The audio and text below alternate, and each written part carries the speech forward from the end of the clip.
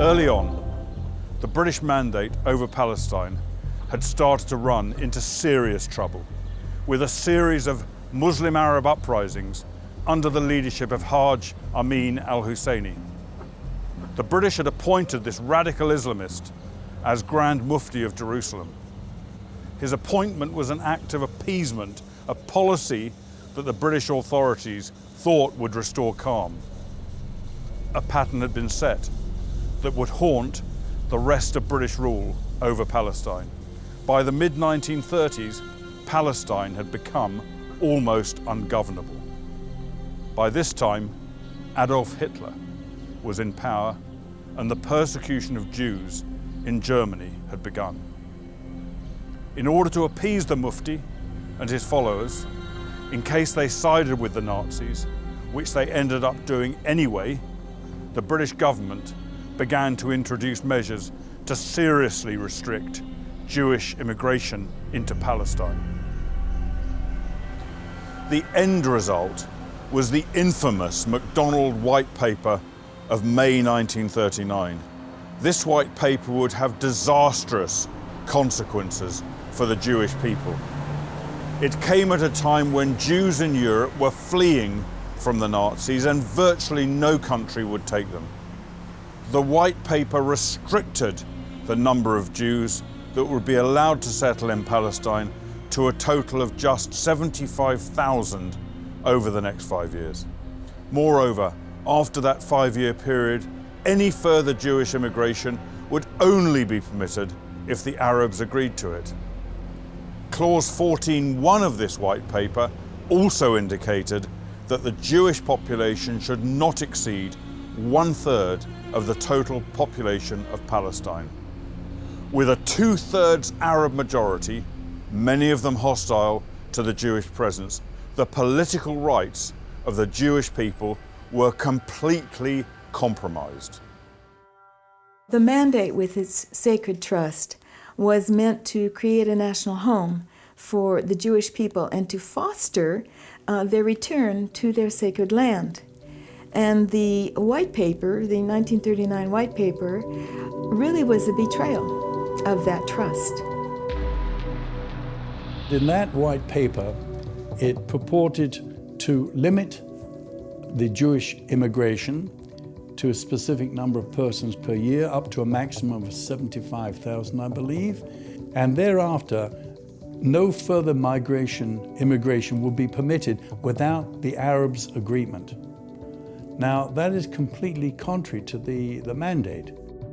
Great Britain does this without the support and approval of the Council of the League of Nations, does this without the support and approval of the Permanent Mandate Commission, which is overseeing their operations in Palestine. In addition, the British government also purported to prohibit the transfer of land, further land, to any Jewish institutions. And again, that would be contrary to Article 6 of the mandate. Now, I see that that is completely illegal, and insofar as it had any effect, even the Mandates Commission agreed, on a split vote, I must admit, agreed that it was contrary to the mandate. The mandate itself didn't have direct operative effect in Palestine legislatively. It had to be supported by an order in council, which was passed by the King in Council in 1922. And Article 18 states specifically that the Palestine legislature has full powers of legislation subject to the constraints contained within the mandate. Britain specifically amended its order in council and deleted Article 18, subparagraph 2, which stated that the legislature could not enact legislation contrary to the mandate. So in effect, Britain, in the order of council, said to the Palestine government at the time, you may legislate virtually anything, even if it's contrary to the mandate. So the fact that Britain deleted that clause, 18 subparagraph 2, indicates that Britain herself recognized that she was acting contrary to the mandate.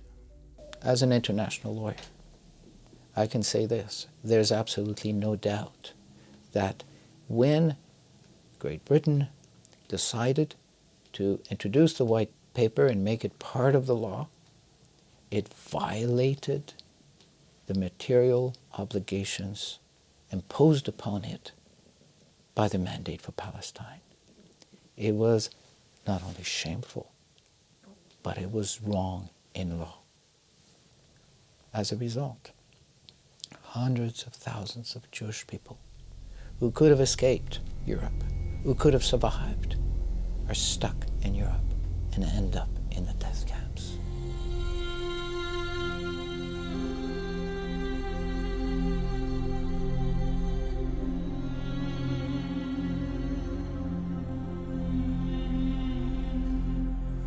During the second half of May in 1939, a furious debate over the White Paper took place in the House of Commons. One of its fiercest opponents was Winston Churchill. After the period of 5 years, no further immigration will be permitted unless the Arabs of Palestine are prepared to acquiesce to it. Now there is the breach. There is the violation of the pledge. There is the abandonment of the Balfour Declaration. There is the end of the vision, of the hope, of the dream. It effectively meant the end of the Zionist experiment, because if you're going to limit the immigration, you can't have a viable state. Effectively, it was an abrogation of Britain's commitment, legal commitment, internationally legal commitment to the Jews in a Jewish state. That's what the White Paper was. Dr. Michael Makowski is President and Chief Executive of the Jewish Institute for National Security Affairs in Washington, D.C. He is also the author of a biography of Winston Churchill featuring his lifelong sympathy for the Zionist cause. His book is entitled Churchill's Promised Land. He not only led the charge against the government, but he led the charge against the government which was headed by his own party. By abrogating Britain's commitment through that White Paper to the Jews that had been there for over 20 years, Britain was demonstrating a tremendous amount of weakness, and one, it was wrong on its merits. Two, it undercut everything he built up when he was colonial secretary in the 20s. But most importantly for him was strategically, it marked a big defeat for England. He thought it would invite aggression and also dissuade potential allies of supporting England against Germany. Of course, he was right about that. Barely 3 months after Parliament's approval of the White Paper, Britain was at war with Germany once again. A year after the White Paper, Churchill became Prime Minister of Great Britain. When he became Prime Minister in May 1940, when Chamberlain resigned after the obvious failure of his government in confronting the Nazis, he headed a coalition government with the Labour Party. Now, the Labour Party had been against the 39 White Paper. There were also a number of conservatives, like Churchill, who were against the 39 White Paper. But you had conservatives that were still trying to tighten immigration and enforce this White Paper. And he didn't like that either. So his policy was status quo.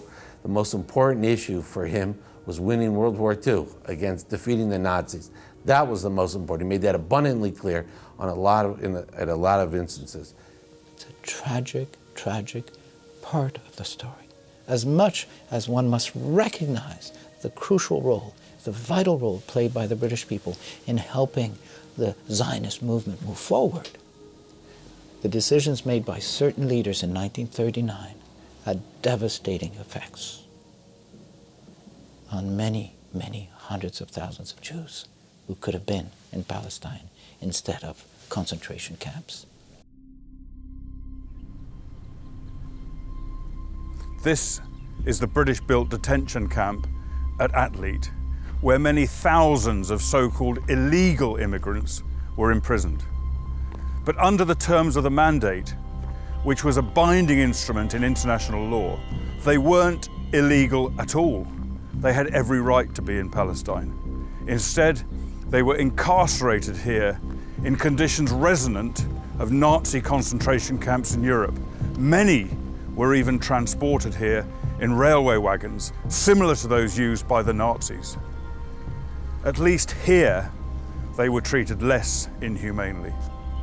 This place was a temporary home for thousands upon thousands of Jewish refugees during the last 10 years of British rule over Palestine. Many were shipped onto other British prison camps in places such as Mauritius, in the Indian Ocean, or later, Cyprus. Another tragic aspect to this story is the fact that by the end of the war, 6 years after the 1939 White Paper, less than half of the quota of 75,000 Jews had actually been admitted to their historic homeland in Palestine.